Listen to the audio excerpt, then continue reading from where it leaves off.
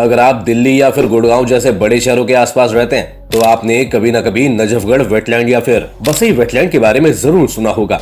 अगर नहीं तो आज की इस वीडियो में हम इन्हीं वेटलैंड के बारे में थोड़ा विस्तार में समझेंगे और जानेंगे कि कैसे ये वेटलैंड्स दिल्ली गुड़गांव जैसे शहरों के लिए इतने जरूरी हैं। लेकिन उससे पहले अगर आप हमारे चैनल पर पहली बार विजिट कर रहे हैं तो सब्सक्राइब का बटन जरूर दबाएं और बेल आइकन को भी याद से दबा दें। तेजी से खेती की जमीनों का होता शहरीकरण, और वो भी खास तौर पर भारत और दूसरे डेवलपिंग नेशंस में, जहां लोग कामकाज की तलाश में हर रोज शहरों का रुख करते रहते हैं। ऐसे शहरों में पानी की समस्या एक बड़े तौर पर देखी गई है। जमीन के नीचे पानी का घटता स्तर और लगातार कटते पेड़ इन शहरों के लिए कई तरीके के खतरे लेकर आते हैं। इसी कड़ी में वेटलैंड्स कुदरत द्वारा दी गई एक ऐसी प्राकृतिक सौगात है जो कि इन शहरों को किसी भी तरह की आपदा से बचाते हैं। जैसे जैसे हमारे जीवन जीने के तरीके बदल रहे हैं, पानी की मांग भी उसी तरह बढ़ती जा रही है। वेटलैंड्स पानी की बढ़ती मांग को पूरा करने और गंदे पानी की सफाई के लिए एक नेचुरल सोर्स के रूप में एक महत्वपूर्ण दिशा प्रदान करते हैं। इसी दिशा में अगर हम बात करें तो कई सवाल सामने उजागर होकर आएंगे कि आखिर ये वेटलैंड्स होते क्या हैं।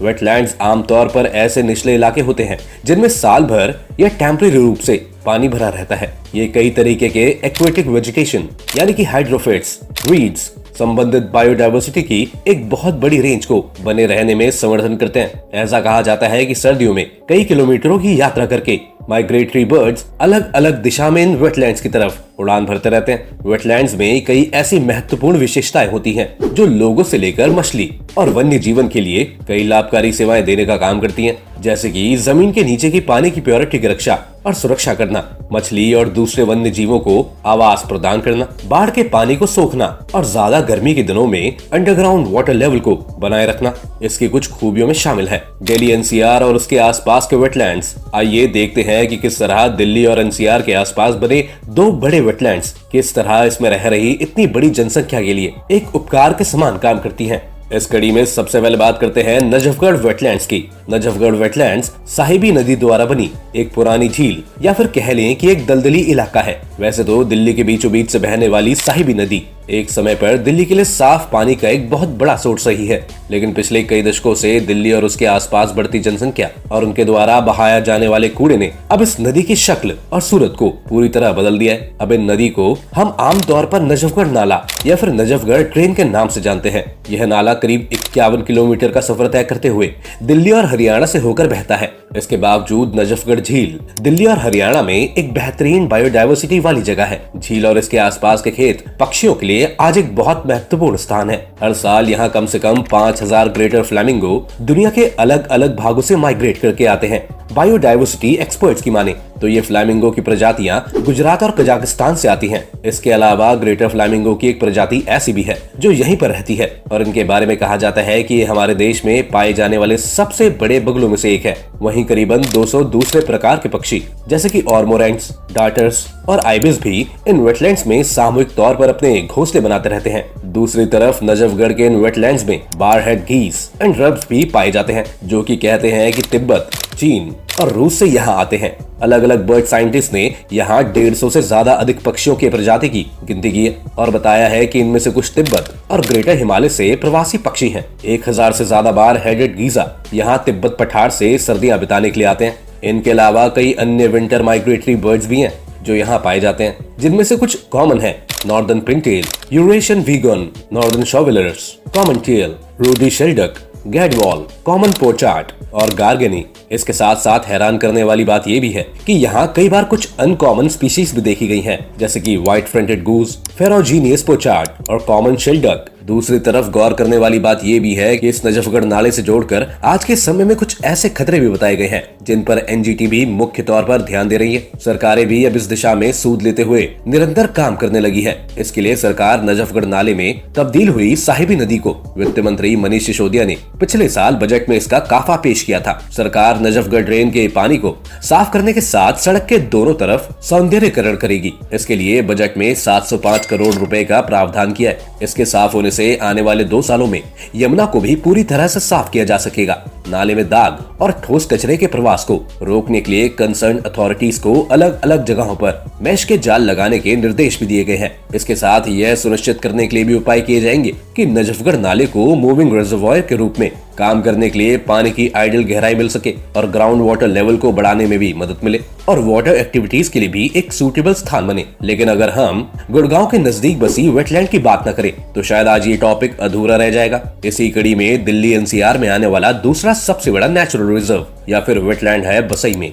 बसई वेटलैंड नजफगढ़ से कुछ ही दूरी पर बना हुआ बारिश और सीवेज वाटर को सोखने के लिए एक बेहतरीन जगह है। यह एनसीआर के सबसे अच्छी और कामगार वेटलैंड्स में से एक है। यह गुड़गांव के एक कोने में चारों तरफ से बड़ी बड़ी इमारतों से घिरी हुई एक जगह है जिस पर कभी न कभी आपकी नजर जरूर पड़ी होगी, लेकिन आपने शायद उतना गौर नहीं किया होगा। ये बेहद महत्वपूर्ण क्षेत्र है जो कि लगभग 300 अलग अलग तरह की प्रजातियों का घर है। ये एक सीवेज वाटर के द्वारा बना हुआ नेचुरल सोर्स है।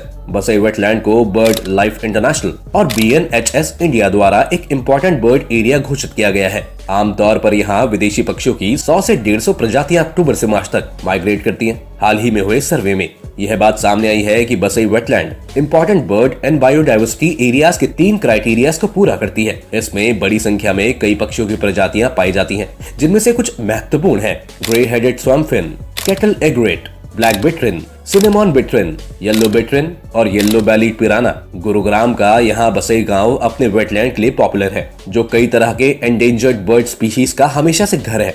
वहीं इसके दूसरी तरफ की एक कहानी ये भी है कि बसई निरंतर विकास और शहरीकरण से भी खतरे में है। गुड़गांव शहर की बढ़ती सीमाओं की वजह से इसकी साइट के आसपास की खेती की जगह भी निरंतर कम होती जा रही है, जिसका सीधा सीधा असर बसई वेटलैंड पर दिख रहा है। बसई वेटलैंड गुड़गांव के सेक्टर 9 और 10 से जुड़ा हुआ है, जो शहर के प्रमुख रिहायशी इलाके हैं, जिन्हें बसई गांव की पुरानी जमीनों पर बसाया गया था। पिछले 2 दशकों में गांव की खेती की बहुत बड़ी जमीन पर अब इन कंक्रीट स्ट्रक्चर का खतरा है। एनवायरमेंटलिस्ट की इस मुद्दे पर अपनी अपनी राय है, जिसमें यह आशंका अक्सर जताई जाती है कि इतने बड़े स्केल पर होती construction activities, real estate development और क्लाइमेट डिस्टर्बेंस इन वेटलैंड्स पर बुरा असर छोड़ते हैं। वहीं गुड़गांव को पीने के पानी की पूर्ति करने वाले हुडा के सीवेज ट्रीटमेंट प्लांट के लिए भी कुछ खेती की जमीन को इस्तेमाल में लिया गया है। शहरीकरण के कारण बसई गांव को 6 गांव के तालाबों में से 5 के नुकसान का सामना करना पड़ा है, जिसका भी कहीं न कहीं असर इन वेटलैंड्स पर ही पड़ा है। इस कड़ी में अगर थोड़ा और बड़े स्तर पर सोचें तो रामसार कॉन्वेंशन का नाम सबसे ऊपर आएगा।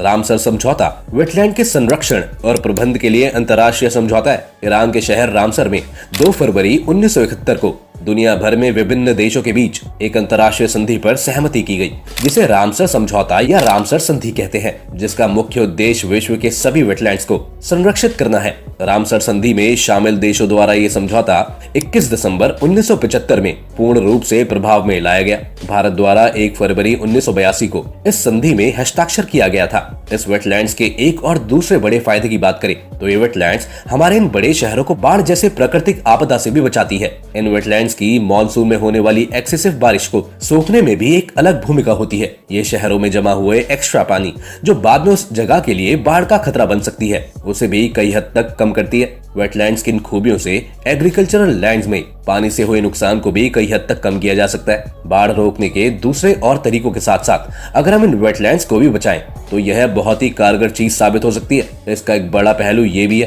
कि ये वेटलैंड्स हमें इस प्रकार के नेचुरल प्रोडक्ट्स भी प्रोवाइड करते हैं। इनमें सबसे ऊपर है फिश और शेलफिश, ब्लूबेरीज, क्रैनबेरीज, टिम्बर और वाइल्ड राइस। देश के कई मछली पकड़ने और शेल फिशिंग इंडस्ट्री वेटलैंड्स में पाई जाने वाली इन प्रजातियों पर निर्भर करती है। फार्मास्यूटिकल इंडस्ट्रीज में भी ये कई ऐसी दवाइयों में काम आते हैं जो मनुष्यों की जान बचा सकती है। इसी के साथ आशा करते हैं कि आज की इस वीडियो से आपको बहुत कुछ जानने को मिला होगा। अगर आपको ये वीडियो पसंद आई हो तो अपनी राय कमेंट में जरूर दें और वीडियो को लाइक करना भी ना भूलें।